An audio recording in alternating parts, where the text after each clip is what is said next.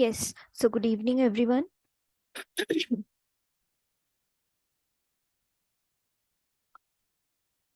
हम 131 पढ़ रहे हैं जिसमें हमने यूनिट 1 बोहर्स थ्योरी पढ़ ली थी। अब हम यूनिट 2 पढ़ रहे हैं dual behaviour of radiation and matter.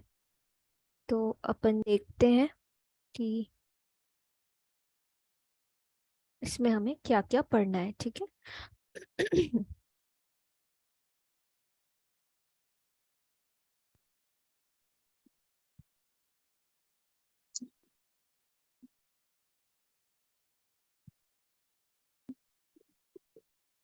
तो आज की क्लास इंट्रोडक्टरी क्लास है इसकी। ये बहुत छोटा है, 2 या 3-4 क्लास में ख़त्म हो जाएगा। ठीक है, सो स्टार्ट करते हैं अपन। सब अपना माइक म्यूट रखें। तो हम पढ़ रहे हैं dual behaviour of radiation and matter. तो इसमें हमें क्या क्या पढ़ना है? इसमें हमें पढ़ना है nature of radiation, wave nature, particle nature, de Broglie का इक्वेशन, उस पे बेस्ड न्यूमेरिकल्स, मैटर वेव्स क्या होती हैं, डेविसन एंड जर्मर का एक्सपेरिमेंट जो कि वेव नेचर को प्रूफ करता है, हाइजेनबर्ग का अनसर्टिनिटी प्रिंसिपल। तो देखते हैं कि हिस्ट्री क्या थी, किस वजह से ये आया। ठीक है, तो अगर हम देखें कि बोहर ने जब अपनी थ्योरी दी थी तो बोहर ने एटॉमिक स्पेक्ट्रा जो एक्सप्लेन किया था, it was only for one electron atom. ठीक है, जिसमें वन इलेक्ट्रॉन या प्रोटॉन होगा, सिर्फ वो एक्सप्लेन किया इन्होंने। तो सिर्फ हाइड्रोजन का एक्सप्लेन किया। इवन He जो हीलियम है, अगर उससे एक इलेक्ट्रॉन निकाल दें तो वो भी मोनो इलेक्ट्रॉन बन जाएगा, बट उसका भी स्पेक्ट्रा अच्छे से एक्सप्लेन बोहर नहीं कर पाए। तो बोहर का जो मॉडल था वो जो फेल हो गया मल्टी इलेक्ट्रॉन एटम के केस में। ठीक है, फिर क्या हुआ कि बोहर्स की थ्योरी मैग्नेटिक फील्ड में अगर हम एटम रखते हैं तो स्टार्क इफेक्ट और जीमैन इफेक्ट को भी एक्सप्लेन नहीं कर पाई। हमने इसका ये एक ड्रॉबैक पढ़ा था। ठीक है, फिर जो फाइनर डिटेल्स होती हैं स्पेक्ट्रम की, वो भी बहुत अच्छे से एक्सप्लेन नहीं कर पाई। फिर उसके बाद क्या हुआ? उसके बाद जब लेटर डेवलपमेंट्स हुए तो ये पता चला कि जो इलेक्ट्रॉन है उसमें 2 टाइप के नेचर होते हैं। एक कौन सा होता है इलेक्ट्रॉन में? एक होता है वेव और एक होता है पार्टिकल नेचर, या कोई भी माइक्रोस्कोपिक पार्टिकल आपका हो सकता है। Proton, electron, meson. ठीक है, और जितने भी सब एटॉमिक पार्टिकल्स हैं, they show 2 types of behaviour. क्या क्या? एक वेव और एक पार्टिकल। तो पार्टिकल नेचर तब शो होता है कि अगर एक इलेक्ट्रॉन है, उससे वेव अगर निकल रही है और अगर ये किसी चीज से टकरा जाती है जाके, तो वो पार्टिकल नेचर है। अगर किसी मीडियम से ट्रेवल कर रही है वेव, तो वो वेव नेचर है, किसी भी सब्सटेंस का या सब एटॉमिक पार्टिकल का। ठीक है। तो ये मैंने आपको बहुत शॉर्ट में बताया कि वेव और पार्टिकल नेचर का मतलब होता क्या है।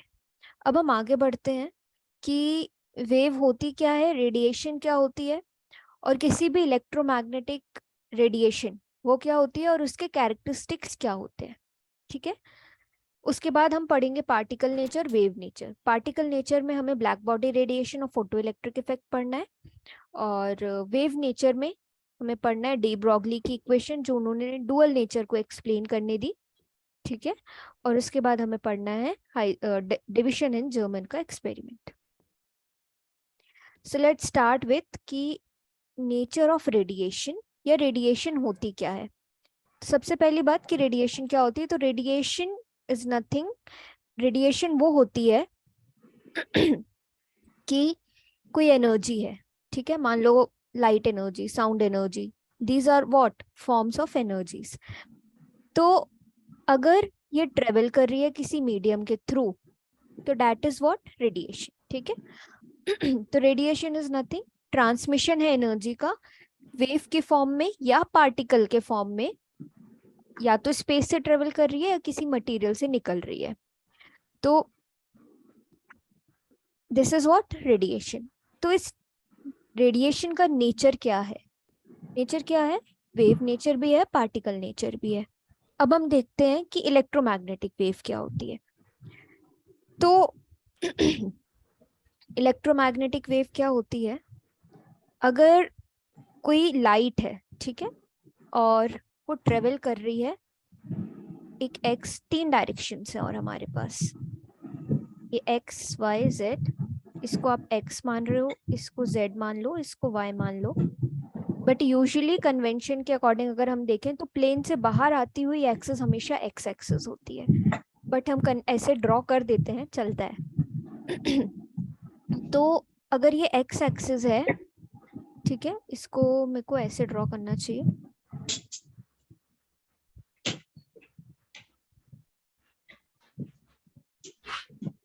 ये ऐसी, ठीक है, ये एक्स एक्सिस है। अब इससे कोई भी, जब आपकी लाइट, ठीक है, ट्रेवल करती है तो उससे 2 चीजें एसोसिएटेड होती हैं, एक मैग्नेटिक फील्ड, एक इलेक्ट्रिक फील्ड। और जब मैग्नेटिक फील्ड और इलेक्ट्रिक फील्ड आपकी दोनों परपेंडिकुलर होंगी, तब आप उस लाइट को इलेक्ट्रोमैग्नेटिक वेव या इलेक्ट्रोमैग्नेटिक रेडिएशन कहते हो। So electromagnetic wave या radiation is what? Consisting of 2 components, electric field and magnetic field. If this is magnetic field, okay, so इससे related, अब आप x एक्सेस से देख रहे हो, ये मान लो आपकी x एक्सेस है तो ये परपेंडिकुलर है, ठीक है। अब इसी से एक और आपको परपेंडिकुलर वेव ड्रॉ करनी है, तो ये इस वेव के परपेंडिकुलर ये वेव है। तो ये दोनों आपस में म्यूचुअली परपेंडिकुलर है, इलेक्ट्रिक फील्ड और मैग्नेटिक फील्ड, और ये इस डायरेक्शन में ट्रेवल कर रही है, एक्स डायरेक्शन में। So this is what, this is electromagnetic radiation या ईएमआर। अब ये ईएमआर अलग अलग टाइप्स की होती है, और इसका पूरा का पूरा आप स्पेक्ट्रम देखोगे या टाइप्स देखोगे कि कितने टाइप्स की होती है। तो स्टार्ट अगर आप कर रहे हो एक्सरे से, तो एंड हो रही है गामा रे पे, और बहुत सारे टाइप्स की ये होती है, और इन सब की फ्रीक्वेंसी और वेवलेंथ के अकॉर्डिंग ये अरेंज्ड है। तो आपने देख लिया कि इलेक्ट्रोमैग्नेटिक वेव क्या है। Light having 2 components, one electric field and magnetic field, they are traveling in perpendicular they are both perpendicular to each other, traveling in x direction. That is what electromagnetic wave. तो ये wave propagate हो रही है, उसका diagram दिखाया, ठीक है। अब इसमें 4 से 5 चीजें हैं जो आपको पढ़नी है। कैरेक्टरिस्टिक ऑफ वेव, ये आपको आ जाता है कभी कभी एग्जाम में कि डिफाइन करो कैरेक्टरिस्टिक्स ऑफ वेव। मान लो ये एक वेव है, मैंने ड्रॉ किया, ये एक वेव है, तो ये जो है इसके अपर वाले, इसको आप बोलते हो क्रेस्ट। ये जो नीचे वाला पोर्शन है वेव का, इसको आप बोलते हो trough. So this is crest, this is trough. 2 crest के बीच की दूरी, 2 क्रेस्ट या 2 ट्रफ के बीच की दूरी को आप बोलते हो वेवलेंथ। अब वेव के बेस से मैक्सिमम डिस्टेंस पीक का, वो होता है आपका एम्पलीट्यूड, चाहे आप क्रेस्ट का ले लो चाहे आप ट्रफ का ले लो। तो ये आपका हो गया, ये आपका हो गया एम्पलीट्यूड। 1 सेकेंड में कितनी वेव्स ट्रेवल कर रही हैं, वो आपकी हो गई फ्रीक्वेंसी, किसी पॉइंट के थ्रू। आप एक पॉइंट के थ्रू देखोगे, ठीक है। अब आप जैसे इस पॉइंट से 1 सेकेंड में कितनी वेव्स ट्रेवल कर रही हैं। अब मैं एक डायग्राम बनाती हूँ, उसको देख के आप मुझे बताना कि फ्रीक्वेंसी किसकी ज्यादा है किसकी कम है, वेवलेंथ किसकी ज्यादा है किसकी कम है। सो अगर ये एक वेव है, ये ट्रेवल कर रही है ऐसे, एक ये वेव है, एक ये ट्रेवल कर रही है। ये दोनों ही 1 सेकेंड में, इसमें इतनी वेव बन रही है, इसमें इतनी वेव बन रही है। एक बात और कि this is what complete wave. कौन सी? ये मेरा पेंसिल देखना, ये स्टार्ट हुई, ये खत्म हुई, ये एक कंप्लीट वेव है। ठीक है, तो अब आप मुझे ये बताओ कि ऊपर वाले वेव की फ्रीक्वेंसी ज्यादा है कि नीचे वाले वेव की फ्रीक्वेंसी ज्यादा है? ऊपर वाले की। किसकी? ऊपर वाले नीचे वाले रानी ने बोला ऊपर वाले की, और नीचे वाले की, नीचे मतलब लास्ट सेकंड वन। हाँ नीचे वाले की, नीचे वाले की। नीचे वाली की क्यों है? क्योंकि क्यों है? इसमें नंबर बहुत सारी वेव कंप्लीट कर रही है, that's why. In 1 second, yes in 1 second, you have to mention in 1 second. अब देखो कंफ्यूज हो गए ना आप? देखो रानी, क्यों बात यहाँ पे क्या है? मैंने आपको बोला फ्रीक्वेंसी इज व्हाट। हाँ ठीक है, फ्रीक्वेंसी इज व्हाट, 1 सेकेंड में एक पॉइंट से कितनी नंबर ऑफ वेव्स ट्रेवल कर रही हैं। अब ऊपर वाले में तो एक ही वेव है, 1.5 मान लो उसको। नीचे वाले में कितनी सारी वेव्स बन रही हैं, तो इसकी फ्रीक्वेंसी ज्यादा हुई। हुई ना? समझ आ रही है बात? Yes ma'am. हाँ, अब बताओ वेवलेंथ किसकी ज्यादा होगी, ऊपर वाले की कि नीचे वाले की? नीचे वाले नीचे वाले की। ऊपर वाले की। वेवलेंथ मैम, ऊपर वाले की वेव, फ्रीक्वेंसी। हाँ वेवलेंथ पूछा मैंने। वेवलेंथ इज व्हाट, दो मैक्सिमम वाले की। क्रेस्ट की या ट्रफ की डिफरेंस। हाँ जी। ऊपर वाले की ज्यादा है मैम। हाँ, ऊपर वाले की वेवलेंथ ज्यादा है। सो क्या पता चला कि वेवलेंथ ज्यादा तो फ्रीक्वेंसी कम, फ्रीक्वेंसी ज्यादा तो वेवलेंथ कम। They are what, inversely related. ठीक है, तो ये बताना जरूरी था। देखो आप लोग कंफ्यूज हो गए ना, इसीलिए। ठीक है, तो अब हम देखते हैं वेवलेंथ की डेफिनेशन क्या है। So it is the distance between two crest या फिर दो ट्रफ। इसकी यूनिट होती है मीटर्स। ठीक है, वेवलेंथ को आप मीटर्स में डिनोट करोगे, ऐसा यूनिट। अब फ्रीक्वेंसी, तो फ्रीक्वेंसी क्या होती है? Number of waves formed in 1 second. पर सेकेंड मतलब 1 सेकेंड में। सो इसको आप हर्ट्ज से डिनोट करते, मतलब इसकी यूनिट आपकी हर्ट्ज है, और 1 हर्ट्ज आपका 1 सेकेंड के बराबर होता है।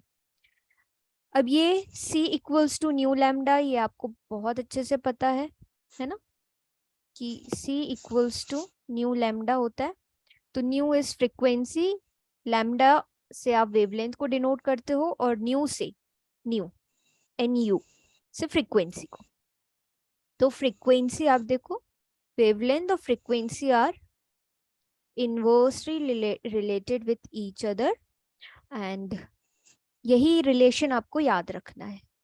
ओके, ये इक्वेशन या ये फॉर्मूला जो है, ये आपको एग्जाम में इस पे बेस्ड न्यूमेरिकल्स भी आते हैं। सो C की वैल्यू आपकी क्या होती है? स्पीड ऑफ लाइट है 3 × 10⁸, बट यहाँ पे 2.998 दिया है, आप उसको 3 मानो। 3 × 10⁸ metre per second is the speed of light in vacuum. तो आपको वैक्यूम में ही कंसीडर करके क्वेश्चंस आएंगे। Now wavelength is inversely proportional to frequency, ये मैंने आपको बता दिया। नाउ डायग्राम के थ्रू भी समझाया। ठीक है, अब एक और टर्म आता है पीरियड ऑफ ऑसिलेशन। तो period of oscillation is what, nothing but frequency का इनवर्स कर देते हैं हम, तो वो पीरियड ऑफ ऑसिलेशन आ जाता है। सो पीरियड ऑफ ऑसिलेशन ये बताता है कि एक ऑसिलेशन में कितना टाइम लग रहा है। तो एक ऑसिलेशन मतलब वही एक complete wave. Okay, now reciprocal of wavelength, wavelength का इनवर्स करोगे तो एक और चीज मिलेगी, नया टर्म वेव नंबर। अभी आपने टाइम पीरियड देखा कि time period is inverse of frequency. अब वेवलेंथ क्या है, मतलब वेवलेंथ का inverse 1 wavelength is wave number. ठीक है, तो न्यू बार ये होता है, जो ऊपर मैंने ये लगाया हुआ है इसको आप बोलते हो बार, एंड इसको आप बोलते हो न्यू। तो nu bar, so inverse of wavelength is nu bar. तो कभी कभी आपको वेवलेंथ निकालने बोलता है, उसके बाद बोल देता है calculate the wave number also. तो कुछ नहीं करना है, जैसे 2 आपकी 2 मीटर्स आई वेवलेंथ, तो 1/2 कर दोगे तो वेव नंबर आ जाएगा। ठीक है, ऐसे आपको करना है कैलकुलेट। फिर हम देखते हैं आगे। ये जो आप देखोगे कि ये रेंज दी हुई है अलग अलग वेव्स की। ठीक है, तो ये बहुत इंपॉर्टेंट है, बहुत ज्यादा इंपॉर्टेंट है। ये आपको ये याद रखना है कि किस रेंज में ये अरेंज है। ठीक है, तो अभी मैंने आपको बताया वेवलेंथ क्या होती है, फ्रीक्वेंसी क्या होती है, एम्पलीट्यूड क्या होता है, और फिर चौथा बताया टाइम पीरियड और वेव नंबर। 5 चीजें मैंने आपको बता दी। अब आप यहाँ पे देखो, यहाँ पे जो वेव्स अरेंज्ड हैं ये कुछ इस तरीके से अरेंज्ड है।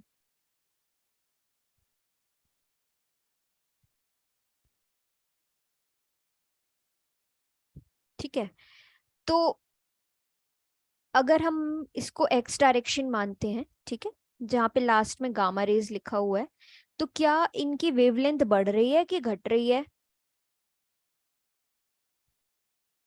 घट रही है। घट रही है। So these waves are arranged in what, decreasing wavelength और इंक्रीजिंग फ्रीक्वेंसी। तो ये जो माइक्रोवेव्स हैं आपकी, इनकी सबसे कम फ्रीक्वेंसी है, और यहाँ देखोगे गामा रेज की तो इनकी सबसे ज्यादा फ्रीक्वेंसी है। फिर बीच में आता है विजिबल पोर्शन। यही विजिबल पोर्शन वो है जिसपे अगर कोई लाइट फॉल करती है तो हम उसको देख पाते हैं। ठीक है, इसमें आपको विबग्योर मिलता है। ठीक है, सो इसकी ये बीच में आ रहा है, सबसे एक्सट्रीम पे है आपका गामा रेज और सबसे इस वाले एक्सट्रीम पे है माइक्रोवेव्स, बीच में है आपका विजिबल पार्ट। तो आपको ऐसे याद रखना है कि या ऐसे याद कर लो कि जहां पे भी गामा रेज है और स्टार्ट अगर माइक्रोवेव से हो रहा है तो गामा रेज जहाँ पे भी है उनकी फ्रीक्वेंसी सबसे ज्यादा है और वेवलेंथ सबसे कम है। सो इलेक्ट्रोमैग्नेटिक रेडिएशन की जो रेंज है वो डिक्रीजिंग वेवलेंथ या फिर इंक्रीजिंग फ्रीक्वेंसी में अरेंज्ड है। ठीक है, तो ये आपको याद रखना है क्योंकि कभी कभी क्वेश्चंस ऐसे आते हैं कि आपको थोड़ा सा इमेजिन करना पड़ता है, और अगर आपको डाउट होता है अपने आंसर में तो यू कैन इमेजिन कि गामा रेज की फ्रीक्वेंसी क्या है, सबसे ज्यादा है। तो अगर आपकी फ्रीक्वेंसी कम आ रही है, किसी दो वेव्स की कंपेयर करने दी है, तो you can correct your solution. ठीक है, आप उसको चेक कर सकते हो कि कहीं शायद हमने गलती की है। अब आता है आपका ये एक टेबल, उसमें वेवलेंथ कैलकुलेट करके दिया है आपको, वेव नंबर दिया है, फ्रीक्वेंसी दिया है और एनर्जी दी है किलोजूल पर मोल में।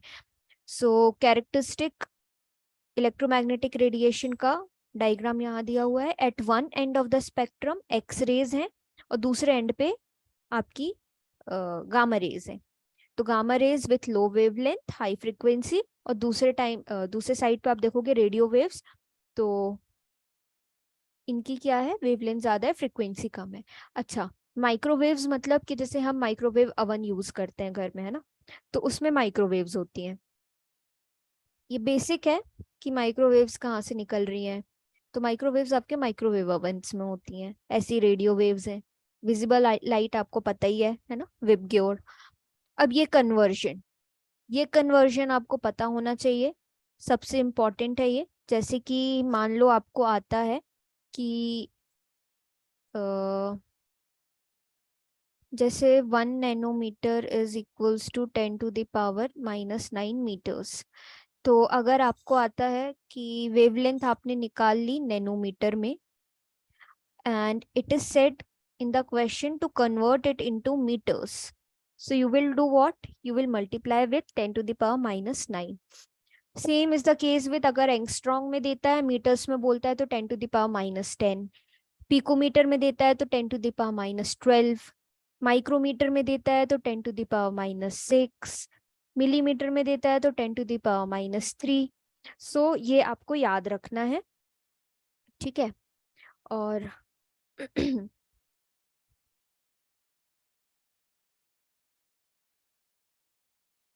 कन्वर्जन्स में, क्वेश्चंस में आता है आपको ये चीज। ओके, सो ये याद रखना है, ये बार बार आपको, क्योंकि वहाँ क्वेश्चन में मेंशन नहीं रहेगा कि 1 नैनोमीटर इतने के बराबर होता है, 1 एंगस्ट्रॉन्ग इतने के बराबर होता है। ठीक है, फिर ये देखो आपका दिया हुआ है विबग्योर, पूरा विजिबल रीजन के जो कलर्स हैं आपको जो विजिबल रीजन में मिलते हैं वो आपके दिए हुए हैं। यूवी की रेंज होती है 200 से 400 तक, basic UV single beam spectrometer की, तो या विजिबल लाइट की। तो वॉयलेट है देखो आपकी वेवलेंथ 410, रेड की वेवलेंथ सबसे ज्यादा है 710। तो ये हमने छोटी क्लासेस में भी पढ़ा है कि डेंजर का साइन रेड से क्यों बना देते हैं। कभी कभी ये वैल्यू बेस्ड क्वेश्चन भी आ जाता है, क्यों? क्योंकि इसकी वेवलेंथ सबसे ज्यादा है तो ये दूर से आपको दिख जाएगा, इसलिए आपको रेड कलर से सिग्नल्स और डेंजर के साइन बने होते हैं। अब ब्लू स्काई आपका जो शाम होती है तो आपको स्काई ब्लू दिखने लगता है मोस्टली। क्यों ऐसा होता है? तो ब्लू की वेवलेंथ कम होती है एज कम्पेयर टू रेड, तो ये स्कैटर्ड ज्यादा होता है, इसलिए आपको ब्लू दिखता है। ठीक है, अब ये इन्होंने कैलकुलेशन दिखाया हुआ है कि अगर आपको फ्रीक्वेंसी दी है और आपको बोला है कि वेवलेंथ कैलकुलेट करो, तो कैसे करोगे? For example frequency given is 10 to the power 15 hertz, so you know that c equals to nu lambda. तो c आपको पता है 3 इंटू 10 to the power 8 होता है, फ्रीक्वेंसी दी हुई है 10 to the power 15 into lambda, तो लैम्डा की वैल्यू आ जाएगी 3 into 10 to the power 8 upon 10 to the power 15। अब इसको कैसे करेंगे? So lambda equals to 3 into 10 to the power 8 into 10 to the power -15, क्योंकि ये नीचे है ना तो ऊपर जाएगा तो माइनस में हो जाएगा। तो 3 इंटू 10 to the power कितना बचेगा यहाँ पर? -7 7 10 to power -7। ठीक, तो इतना आपका आ जाएगा वेवलेंथ, ओके, मीटर्स में। अब अगर बोला इसको कि नैनोमीटर में कन्वर्ट करो, तो किससे मल्टीप्लाई कर दोगे? 10 to the power डिवाइड कर दोगे 10 to the power 9 9। हाँ, तो ऊपर जाएगा तो प्लस में हो जाएगा, तो 9 में से 7 जाएंगे तो 2 बचेगा, है ना? फिर उसको 10 to the power 2। हाँ, तो 10 to the power 2 मतलब 100, तो मल्टीप्लाई कर दोगे तो आपको मिल जाएगी नैनोमीटर्स में। So this is how it is calculated.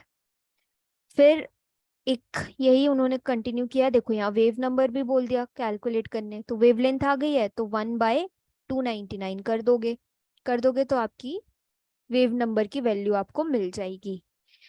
ठीक है, तो ये हुआ आपका आज का बेसिक कंसेप्ट। अब आपको पढ़ना है पार्टिकल नेचर। पार्टिकल नेचर में आपको 3 चीजें पढ़नी है, black body radiation, photo electric effect और एटॉमिक स्पेक्ट्रा तो ऑलरेडी पढ़ चुके हैं, थोड़ा सा और है। उसके बाद आपको पढ़ना है वेव नेचर में डेविसन एंड जर्मर का एक्सपेरिमेंट। वो बेसिकली डिफाइन नहीं किया है यहाँ पर, बट मैं आपको बताऊंगी, ठीक है, क्योंकि उसका नॉलेज होना चाहिए। फिर उसके बाद हम पढ़ेंगे हाइजेनबर्ग का अनसर्टिनिटी प्रिंसिपल, और फिर ये यूनिट खत्म, बहुत छोटी यूनिट है ये। फिर इसी से रिलेटेड आएगा क्वांटम मैकेनिक्स। तो क्वांटम मैकेनिक्स में हमें पूरा इलेक्ट्रॉन का पढ़ना है और उसमें आ जाएगा नया टर्म वेव फंक्शन, जिसके बारे में पढ़ना है हमें। ठीक है, अच्छा एक क्वेश्चन है, फ्रीक्वेंसी आपको कैलकुलेट करनी है और आपको दिया हुआ है वेवलेंथ। ठीक है, ये क्वेश्चन बन जाएगा।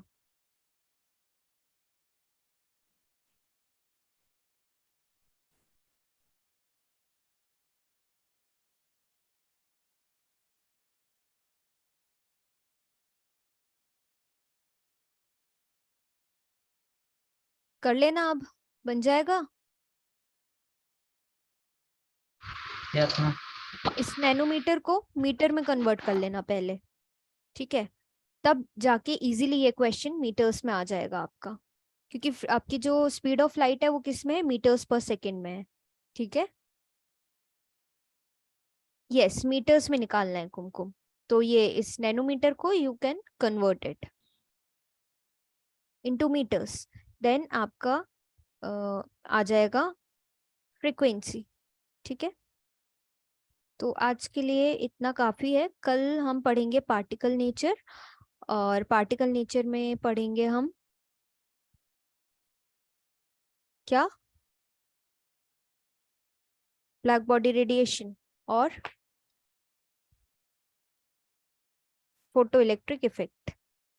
अगर कल दोनों हो जाते हैं तो अच्छी बात है, ठीक है। तो हार्डली ये 2 या 3 क्लास में खत्म हो जाएगा, मिनिमम 2 क्लास में तो हो ही जाना चाहिए। उसके बाद फिर क्वेश्चंस करेंगे, देखते हैं इससे लास्ट ईयर में क्या क्वेश्चंस आए हैं, तो उसके बेस पे हम करेंगे आगे। आज का समझ आया सबको? यस मैम, वो क्वेश्चन दिखा दो आप एक बारी। अच्छा,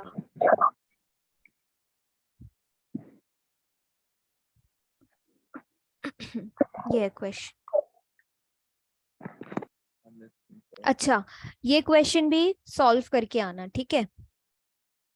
विबग्योर की हर कलर की फ्रीक्वेंसीज निकालना और उसको अरेंज करना कि किस फ्रीक्वेंसी में विबग्योर अरेंज हो रहा है। सो यू नो डेट कि रेड की वेवलेंथ सबसे ज्यादा है तो फ्रीक्वेंसी तो सबसे कम होनी चाहिए। कैलकुलेट करके देखना फ्रीक्वेंसी सबसे कम आती है कि नहीं। वेवलेंथ आपको पता है, वेवलेंथ इस टेबल में पूरी गिवन है, ठीक है। तो ये दोनों क्वेश्चंस आपके इंटरनल हैं, तो ये बन जाएंगे। बंद कर दो शेयर। मैम वेवलेंथ विबग्योर की दिखा देना एक बारी। हाँ ये है। ओके मैम, हटा दूँ। ओके ओके, सो किसी को कुछ पूछना है या एंड कर दे मीटिंग? मैडम एक बार कन्वर्ट करके दिखा दो। क्या दिखा दो? यूएस ये जो है एसआई यूनिट जो है। ऐसा यूनिट वाला दिखा दूं? ये है Yes, ma'am. 1 nanometre is equals to 10 to the power minus नहीं, इसको 9। कन्वर्ट कैसे करना है? जैसे लाइक कि ऐसे क्वेश्चन है, क्वेश्चन से पूछ रहा है कन्वर्ट कैसे करना है, तो उसमें एसआई यूनिट में चेंज करने के लिए पीछे बताया था ना अभी आप। देखो जैसे ये नैनोमीटर में आया, जी मैडम। मतलब ये 10 to the power minus 7 metres था, Yes, ठीक है। अब आपको इसको नैनोमीटर में कन्वर्ट करना है। नैनोमीटर में कन्वर्ट करना है इसका मतलब कि आपको 1 nanometre is equals to 10 to the power minus 9। Now since आपका किस में आ रहा है, मीटर्स में आ रहा है, तो आप डिवाइड करोगे करोगे जी मैडम। अगर नैनोमीटर में आ रहा होता तो आप मल्टीप्लाई कर देते सीधे से, यस और नो। Yes ma'am. तो बस ये मीटर्स में आया है तो डिवाइड कर दोगे 10 टू द पावर माइनस 9 से। अब ये 10 टू द पावर माइनस 9 है, ऊपर जाएगा तो क्या हो जाएगा? 10 to the power नैनोमीटर हो जाएगा। ये माइनस 9 है, 10 हाँ to the power 10 to the plus power 9. Plus 9 हो जाएगा। अब कितना हो जाएगा ये? 10 टू द पावर 2 बचेगा। 10 टू द पावर 2 मतलब कि कितना हो गया? 100। तो 2.99 को जब 100 से मल्टीप्लाई करोगे तो कितना आ जाएगा? 100 से 100 कट जाएगा, ये दोनों पॉइंट हटेंगे तो समथिंग 299 या 300 मान सकते हैं हम इसको, इतना आ जाएगा। Yes approx. आई बात समझ? Yes madam, thank you ma'am. Okay, किसी को और कोई डाउट? क्योंकि देखो No, ये ma'am. क्वेश्चंस आते हैं, ये डायरेक्ट क्वेश्चंस हैं, और इससे डी ब्रॉगली का आता है। डी ब्रॉगली पे बेस्ड एक न्यूमेरिकल आएगा आपको, और फिर ये इस पे आ जाएगा speed C equals to nu lambda पे। और फिर एक ना एक क्वेश्चन आता है आपका ब्लैक बॉडी पे आता है कि शॉर्ट नोट लिखो, ठीक है। मैंने लास्ट टाइम आया था अभी बीच में। हाँ आता है, वो ब्लैक बॉडी पे आता है। उसमें भी ज्यादा नहीं है, उसकी डेफिनेशन है, उसका ग्राफ है, बट को डिफाइन करने के लिए आना चाहिए कि लिखना कैसे। ओके, सो क्लास खत्म करें, कल मिलते हैं अपन, इसके आगे कंटिन्यू करेंगे। इसके Yes, बाद ma'am. फिर हम ऑर्गेनिक का चैप्टर 1 करेंगे, ठीक है। Yes ma'am. Okay Okay. Ma'am, bye. Okay thank you, good night. Okay okay, have a good day all of you, bye. Thank you ma'am.